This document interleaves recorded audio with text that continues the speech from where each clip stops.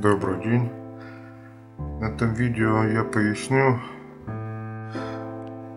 более подробное устройство данного светильника. Мы видим, сверху подвешен на обычный крюк, который используется для монтажа любых люстр и светильников к потолку.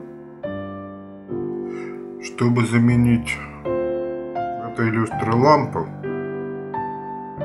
нам понадобится вот эту часть, любую в принципе, просто снять. Для этого отверткой необходимо вот сюда попасть в паз, потом поворачивая его вот так, и вот этот рычаг, он полностью откидывается полуосью как бы вниз. Получается доступ вместо этой конструкции. Здесь у нас получается щель, и соответственно мы получаем доступ. И вот она у нас видна лампочка, которая таким образом можно, она узкий цокольный патрон, стандартный, кстати, и она таким образом легко меняется. Потом также обратно вот этот рычаг сюда же заходит в пазик.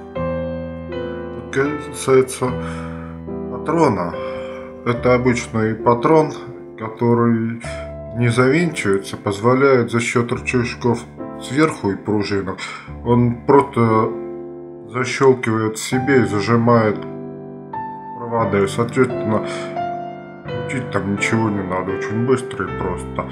Верхнюю часть, вот эта, которая здесь стояла, этого патрона, отличает его от обычной, она просто не стала монтироваться, чтобы было легче вот зайти в этот паз. Эта печатная конструкция круглая, она была сюда вставлена и зафиксирована. Соответственно, на этом в принципе и все. Это достаточно простая сборка. Повозиться, конечно, немного приходится, но результат того стоит.